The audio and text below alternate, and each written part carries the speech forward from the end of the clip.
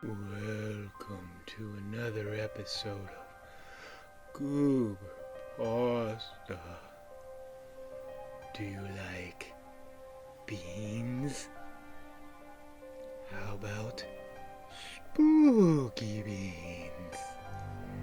If you do, you'll find this next tale to be quite spooky. I've been a bean farmer on this land since 1963, and no one, in Hamlet County grew more beans than me. Black beans, green beans, lima beans, pinta beans, string beans, you name it. I was even a pitcher for the Atlanta Braves, and they called me Bean because I love beans so much I would bean other players all the time. But I got a little too big for my britches one day, and I grew the largest bean ever. And let me tell you, that bean was downright evil. It was a sunny day back in 1978. I had just come off the largest bean harvest ever. I cashed in big time. Now, the annual Hamlet County Fair was only a couple weeks away, and I always entered my beans into the contest. Of course, old Anderson Farms up the road was my number one competitor, and they never beat me. They wish they could beat me. I was out at the sale barn trying to sell some beans that was left over from my annual bean harvest, and old Anderson himself came up and said, "Hey there, Schmieder. You got yourself some beans that you think are going to win this year?" "Why, yes, sir, I do," I replied. "You know I always win the Hamlet County Fair bean contest, and there is no way you're going to beat me this year," I said. "Well, we'll just see about that," Anderson replied. I got myself a secret weapon, and he showed me. It was yellow cake uranium. He said, "I'm going to make the first ever uranium beans. Might even win me a Nobel Peace Prize." My heart dropped right into my stomach when I saw that yellow cake uranium. This might be the year that Anderson can beat me, and I was not going to let that happen. I went back home to my bean farm and got into my bean cabinets, and I tried to make a good concoction of beans, and nothing. All of a sudden, I threw my hands in the air and I said, "I will do anything to win the Hamlet County Fair." That's when a big storm rolled up. It got real dark real fast. It started raining, lightning, and thundering. Rain was pelting down on the rooftop, and all of a sudden, the fireplace I had going got brighter and brighter and brighter. And all of a sudden, a man appeared. He was very tall, dark, and slender in stature. I said, "Sir, what are you doing in my American farm?" "Well, that's a good question there, Schmieder. I could not help but overhear that you would do anything to beat Anderson in the Hamlet County bean contest." "Why, yes, sir, that's correct." "Well, Anderson, I have something that will guarantee you a victory, and I would like to give it to you." "Well, it sounds mighty fine there, stranger, but I do gotta ask, why do you want to help me out like this? Is there some kind of catch or something?" "Well, perhaps a little catch. You see, in my pocket is a bean, and that bean will grow to massive proportions and will surely defeat Anderson from Anderson Farms. However, this bean, you see, it must feed. But I'm sure a man of your status doesn't care about what it has to do, only that you beat your opponent." "Well, that sounds fine, stranger. I'm going to take you up on your proposal." "Very well. Here." He handed me a bean in a bag. "Place it on the windowsill tonight in a pot. Then in the morning, Put it in the corner. Leave for 1 hour, then come back. You will have your winning bean, Schmieder.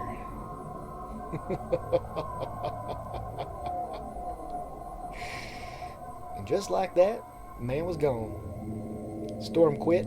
The sun came out even. And I said, well, golly gee, I guess I'm going to go ahead and have to do this. I waited that night, and I did exactly what he said. Next morning, I came out, and that bean was on the windowsill, glowing, all sorts of colors. But I stuck it in the corner, and I had some things to attend to in town, so I left. Got in my truck, drove down the road. I come back and walked through the door, and to my amazement, that bean was 7 feet tall. It had to weigh 400 pounds, and it was the largest bean I'd ever seen in my life. Well, Mr. Anderson's going to be real surprised when I come out to the Hamlet County Bean Festival with my gigantic bean.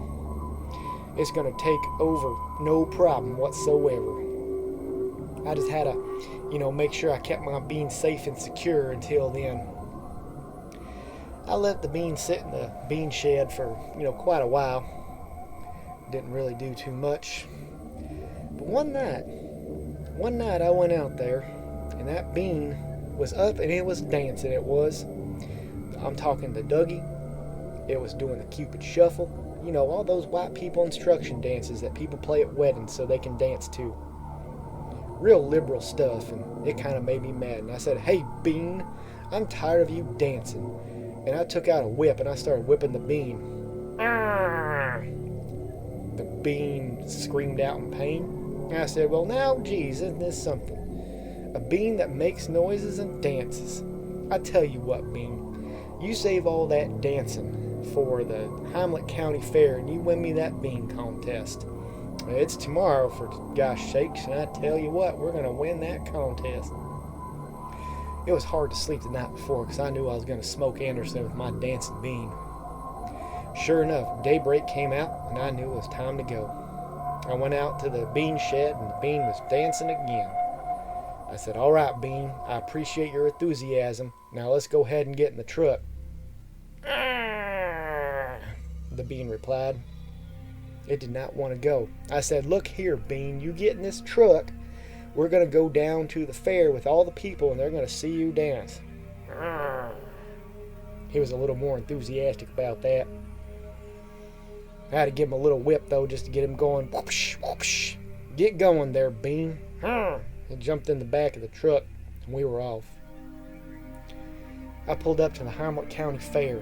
Everybody's face dropped, including Anderson's, when I pulled up with this giant bean. And I said, oh, you fellas are in for a treat tonight. Anderson approached. Good God, Schmieder, what the hell's this? Well, it's going to be the winning bean here, Schmieder. You and your yellow cake uranium bean can get the hell on up out of here. First place is mine. Everybody looked in amazement as my bean got out of the truck. I said, all right, Bean, let's head to the shed where the contest is going to be held. The bean replied and started dancing. I said, no, Bean, don't be dancing right now. Save it for the contest. And I cracked my whip 2 times. The bean replied and made its way into the shed. Now wait here and I'll tell you when to start dancing. Everybody knew who was going to come down to in the bean contest. Me and Anderson. And I knew I had Anderson beat. And he knew it too. Every time I looked over at his face, he just shook his head with disgust. The judges came around and they had us go one by one to see our wonderful beans. Anderson went up with his yellow cake uranium bean and it glowed all sorts of colors, it did. And I gotta admit, I was really impressed with Anderson. His beans looked really, really fine. But I knew damn well that he wasn't gonna beat me this year. It was my turn. The audience gave out loud gasps and whispers because they knew what was coming out. I said, all right, Bean, it's time. Bean hobbled up on stage. I was like, do your thing, Bean. And it started dancing, doing the Douglas, doing the Charleston, twerking, all sorts of nice dance moves. And boy howdy, it looked really, really good up there. All of a sudden, the bean stopped and it started opening some eyes. And I was like, oh my God, what is this bean doing? And it looked out, and all of a sudden the mouth appeared, and it grew an extra set of arms, and it looked hungry. The bean screamed, and then it ran out and grabbed the head judge and began eating it. I said, oh no, Bean, don't be doing that now. I said, that's the head judge. How are we supposed to win this thing if you'll eat him? And I've been good and cracking my whip at the bean. My infliction of pain was no use on the bean. He began to grab other judge members and contestants. There was loud gasps and screams all through the audience. Kids were screaming, run, Billy, run! Somebody's mama screamed at some kid named Billy. No, Bean, no, don't be eating people. Go back to dancing, I tell you. Go back to dancing. But it was too late. Before you know it, the bean had eaten all the judges, a couple of other competitors, and it even ate my ex-wife, which I wasn't too sad about. But still, you can't have this giant bean run around eating people. I tried to plead with the bean, and I cracked it with my whip as hard as I could, but it was no effect. The bean left the contest area and started running through the fair. People were gasping and screaming. All of a sudden, the police showed up. Sheriff Ronhart got out and said, oh, Bean, I've been waiting for this moment forever. You all thought I was crazy when I said a giant bean would one day tear through this good American town and start eating people. But now look who's crazy. The sheriff began pointing at everybody else. Bean ran up and ate him. Real fast, too. I guess he should have, shot him or something instead of sitting there telling everybody that he was right about a giant bean coming through and eating everybody. But hey, guess that's just how it is sometimes. Bean ran through that area. People were running and screaming. Bean climbed up on that Ferris wheel, just started eating everybody on it, going from cart to cart. Pretty agile for a 7-foot, 400-pound bean. He hit the ground with a thud, looked right at me. He said, and then turned around and ran off into the foothills, never to be seen again. Well, I hate to say this, but due to the fact that my bean killed a bunch of people and ate, all the judges and stuff, the surviving wife of the head judge, gave the award to Anderson and said, well, at least his beans don't grow arms and legs and mouth and eat people. Gave me the dirtiest look I ever did receive. Damn. I have never lost this contest, and for the first time this year I did. I guess that shows you a valuable lesson. Don't get too greedy, be making deals with mysterious strangers, because you don't know if you're going to have a dancing bean or if you're going to have a bean that's going to get hungry and want to eat a bunch of people. I learned my lesson the hard way. I never did see that bean again, but every now and then you'd hear a story about somebody coming across something with say it was Bigfoot or Sasquatch, or even people talking about seeing a giant bean rolling through the foothills of Hamlet County on some dark wintry nights. You can hear a in the distance.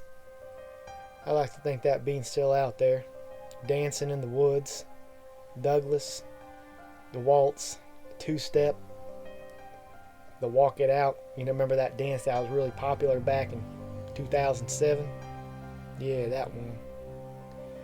Doing all them dance moves, and occasionally eating somebody, because I guess it has to eat. But hey, I'm just a country bumpkin, and there's always next year's Bean Festival. Thank you, bitches.